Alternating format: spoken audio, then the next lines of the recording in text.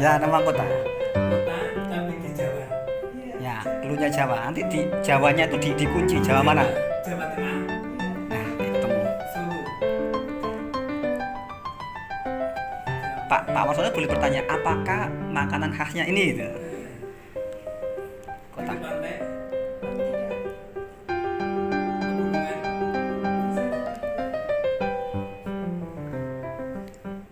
Magelang. Pelatahan. B. A B D.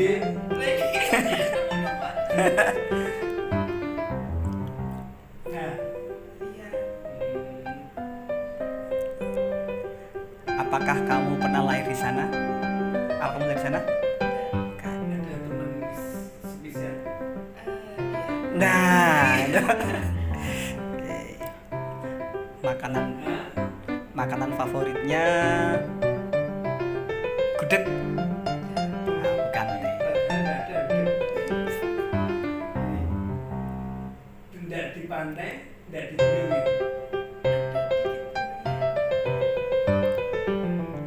Tapi itu kota besar, kota kecamatan,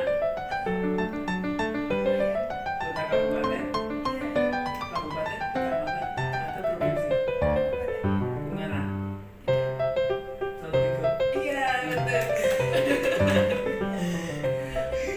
Nah, itu kan kita sedang menebak sebuah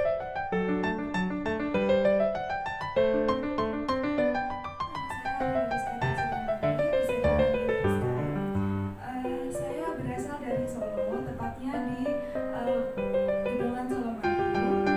Terus profesi saya sebagai mahasiswa, saya baru saja lulus tahun ini angkatan 2020. Kemudian sebentar lagi bakalan mulai kuliah. Kemudian tujuan saya mengikuti public speaking ini, saya ingin meningkatkan skill komunikasi. Terus untuk menunjang nanti ke depannya kalau kuliah nanti ada presentasi atau mungkin nanti mau mengikuti menjadi moderator atau menjadi MC. Sekian dari saya.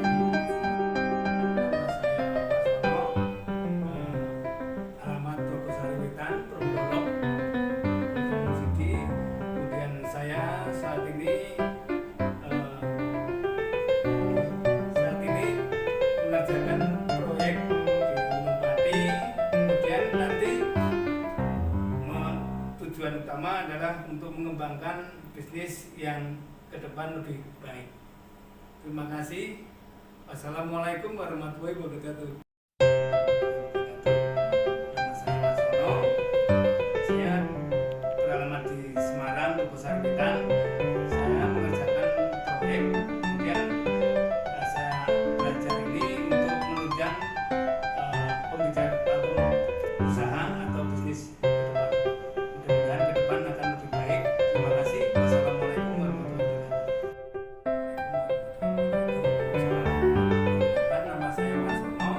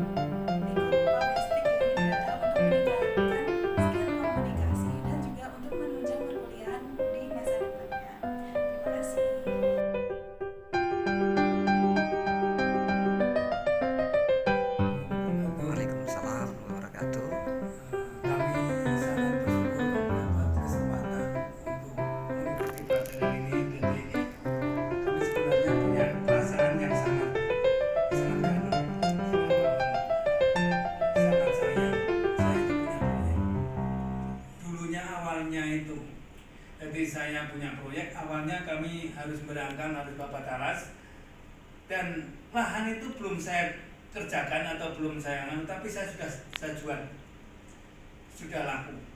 Tapi saat ini kami terus terang kami masih tanda tanya, karena saat ini proyek sudah diambil oleh pendana baru, tapi kenyataannya sampai dengan saat ini penjualan masih ngambang, jadi tidak ada penjualan sama sekali. Padahal saat ini lahan sudah tersedia, semua sudah clean, tidak ada masalah. Yang kalau dibandingkan dengan dulu saat saya mengerjakan awal, kami lahan belum apa-apa, lahan masih ada rumput, masih tanami kayu-kayu, kemudian hanya MMT yang terpasang di situ. Bisa terjual dalam 50% lebih. Tapi sekarang sudah diambil pendana baru, kenyataannya tidak bisa jualan. Bahkan saya sendiri tidak bisa punya keputusan karena di atas saya masih ada komisaris utama. Jadi keputusan yang muncul saya tidak bisa mengambil keputusan. Tapi saya sangat gembira dan saya punya harapan baru untuk ke depan. Mudah-mudahan ke depan dengan belajar ini saya bisa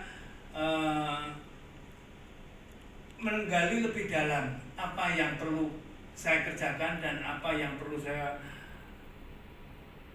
perbuat untuk ke depan.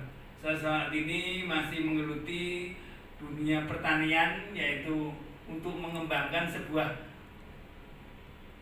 pupuk yang kemungkinan insya Allah bagus untuk pertanian. Untuk saat ini kami masih menyebar gratisan atau ibaratnya kami berbagi dengan petani pada saat kondisi COVID ini.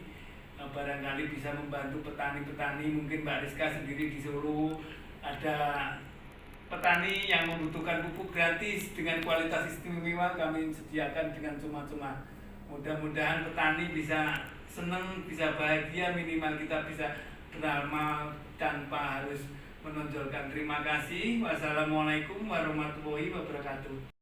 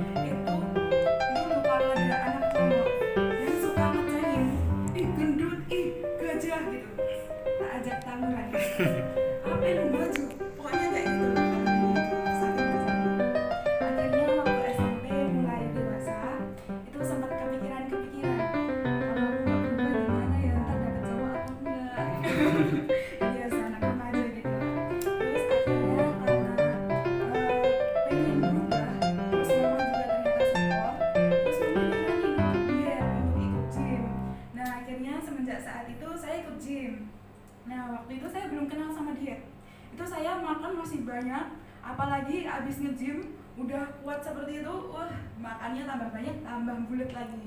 Nah setelah itu saya akhirnya ya udahlah berhenti aja. Nah terus SMA saya mulai lagi nge-gym. Tapi di gymnya tuh yang abal-abal gitu loh, jadinya itu nggak ada instrukturnya. Nah akhirnya saya di situ cedera, udah nggak bisa ngapa-ngapain. Akhirnya saya seminggu rest, itu udah habis itu saya trauma, saya nggak mau olahraga lagi. Nah terus akhirnya tuh saya memutuskan nggak mau menyerah, saya harus tetap diet. Itu akhirnya kelas 2 SMA itu saya dapat pencerahan. Akhirnya saya nemu instruktur yang baik dan itu benar-benar sesuai sama saya. Akhirnya saya ikut instruktur itu, ikut nge-gym. Akhirnya selama 5 bulan itu saya intensif turun 15 kilo akhirnya. Sudah agak mulai ada bentuknya tubuhnya gitu ya. Kalau yang sebelumnya bulat gitu.